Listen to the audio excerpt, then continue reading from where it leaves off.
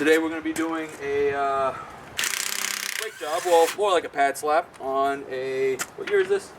2008 Legacy. 2008 Legacy. I'm Isaiah. This is my buddy here, Gerard.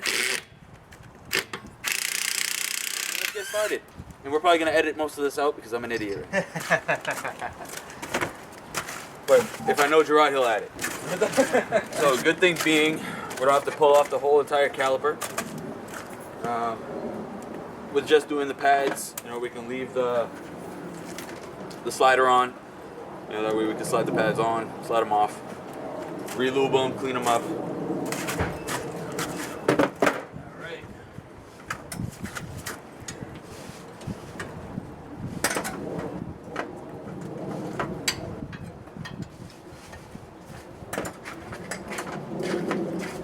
Apologize ahead of time if my ass is hanging out. And it is a 14. Yeah. So to tell you a little bit about ourselves, we are professional hot tub repairmen and amateur garage rats. This car is my wife's daily driver. Isaiah drives a 2011 Subaru WRX Limited. See, for all the comments down in the comment section below, please tell Gerard he needs to buy a Subaru also. He's looking for a Volvo, possibly. Maybe a Fiat. No. My current daily though is a 1987 Chrysler Conquest TSI. Which is badass. And if you want to buy it, you let Isaiah. You can clearly tell this is my daily driver. Got car seats, on top of tools, plus Disney bikes. You got kids, things like this happen. Here's the goo. There you go. I don't remember at what point in my life this happened, but I went and decided to do brakes on the Scion that I used to drive, and the guy at the store told me that the lube wasn't necessary, and so I didn't put it on, and then my brakes squealed for the next 2 years. Horribly. It never went away, they never set, it was awful. So you do need to use the lube. Yes. We talked about the kinds of the grades of equipment that are available when you go to the auto parts store. You know, there's always an economy product, there's always a performance product, and then there's like various OE middle range stuff. And especially when you're dealing with safety equipment, you don't want an economy product, but you also generally don't want a performance product. A lot of, you know, performance products, the cost is an awful lot higher. You won't get the benefit of it unless you're driving a race car. And a lot of those products wear faster. You know, brakes that are designed to stop you faster wear faster. So go with OE stuff. It's, you know, reasonably priced and it lasts how long it's supposed to last. These bad boys off. So this is my wife's daily driver. It's a 2008 Subaru Legacy. We're doing front and rear brake pads on it. They're not in terrible shape, but they could use to be done. And it's, as you can see, it's getting to be winter here. So make sure you lube the sleeves. You know what I mean? Because they will. I always lube the sleeves. And always make sure to pay attention to where your sensor is. Not every car has them, but the majority of the time the sensors go in the back. Depending on the manufacturer, it could be back, front. The front and back could have the sensor on it. All depends, but just please make sure you pay attention to where your sensors are. What kind of a sensor is it? Basically what it is. It's not like it's obviously not an electronic thing. It has no wired harness. So if you get a close-up shot here, you have this little pin here that comes down. And what's gonna happen is once the brake pad gets way too low, that little pin is gonna start screeching on your rotor, indicating that you only have about 2 millimeters of pad left. So it's called a sensor, not an electronic sensor, but works the same, indicates when you need to change it. With horrible noises. And try to stick with, when you get the lube, try to stick with anything synthetic based. The copper stuff works, but it wears off very quickly from my experience. You know, some guys swear by it, but you know, I found that synthetic base. Works a lot better.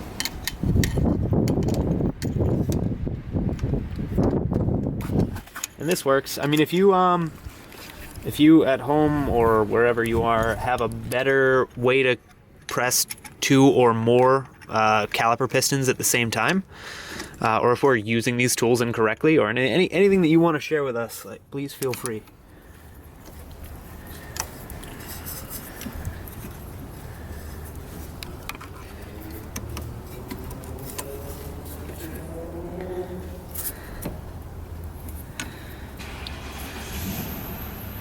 It's funny, the like dirt cheap, you know, dollar store tool is like, I like the sprocket end. Yeah. It's like easier to turn It than works so the much super better. nice one.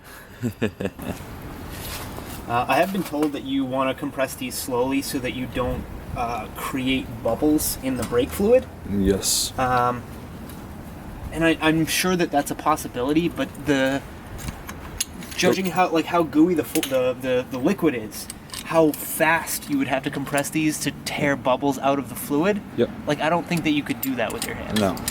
I could be wrong. Just like when pumping brakes, you know, people find that you got to pump it fast and hard.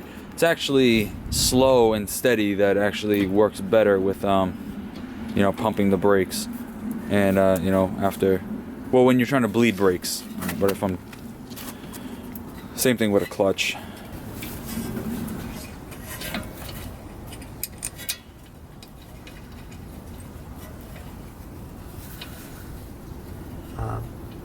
In case that, you know, you're really new to turning wrenches and working with your hands, hand threading everything before you apply a tool is just a really good habit to form, because you will break a lot less stuff.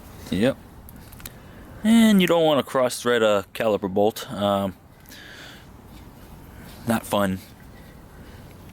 Probably necessitates a replacement caliper. Yeah. So the wheel back on.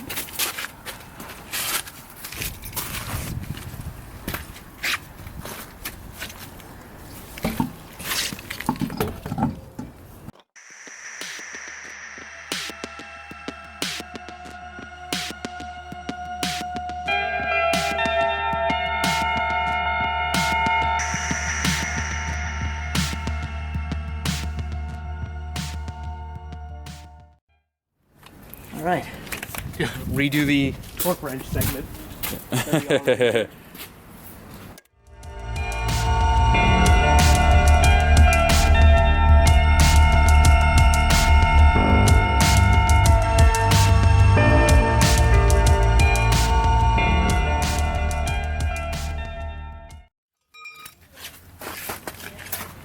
Did you set the torque wrench? No. All right, yeah. Let me show you how to set that. So, yeah, pull that off. Is that 90? Oh, it is at 90. Okay, so it is already set. All right. One habit to get into when you do have a torque wrench is never leave it torqued for a long period of time. What it'll do is it'll stretch out the spring, and then your torque wrench will become inaccurate. And most torque wrenches are not cheap, so you really don't want to ruin your torque wrench.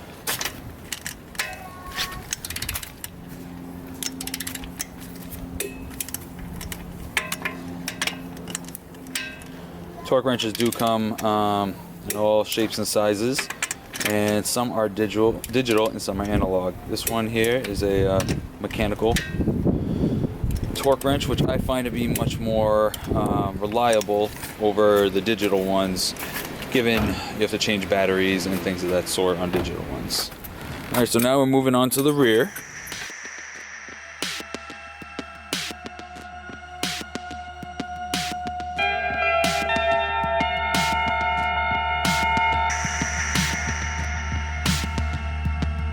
Take two. Position of jack.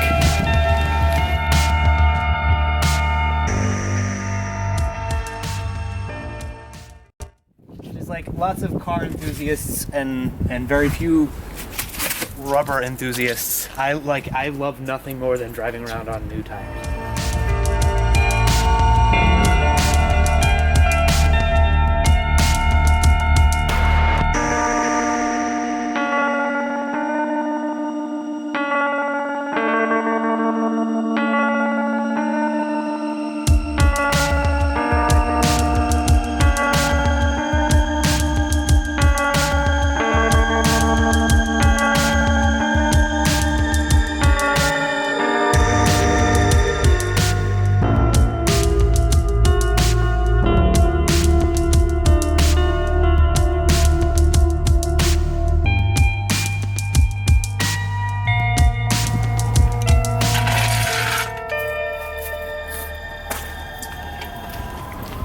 guys have shizzle. come too soon to realize that Gerard here is the more calm and collected guy in the channel. I'm more of the goofball.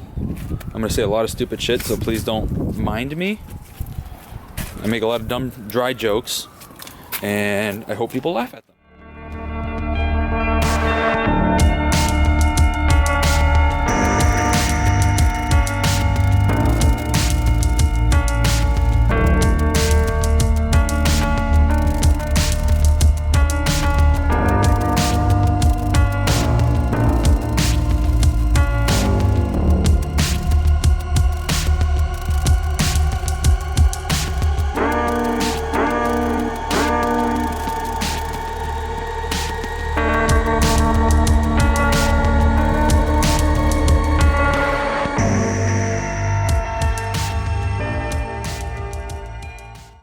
Accidentally left my fashion sneakers in the house, so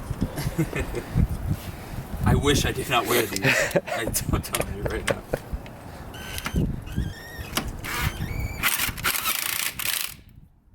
gotta look good for YouTube, man.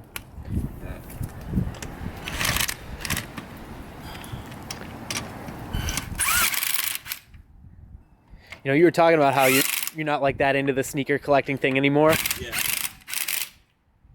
You should wear another pair and destroy another pair on every episode of this show.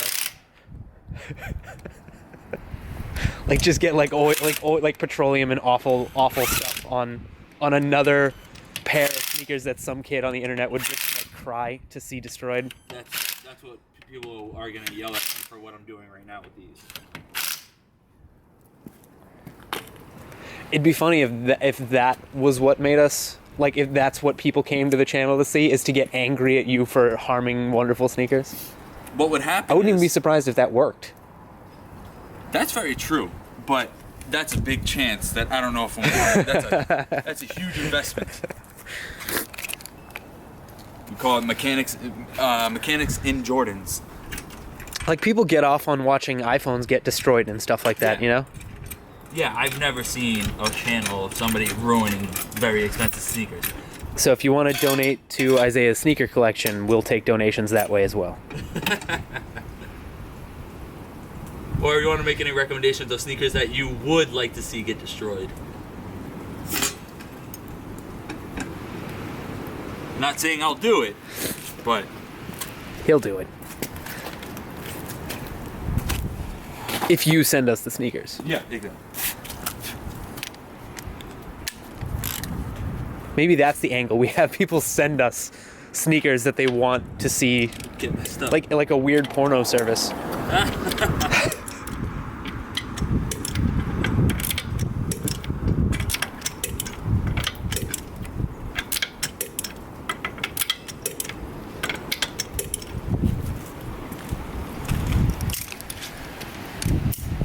Right.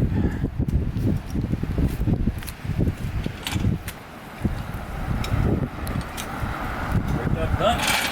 Awesome. Alright. There, you out of the way. We'll go for a quick ride around the block.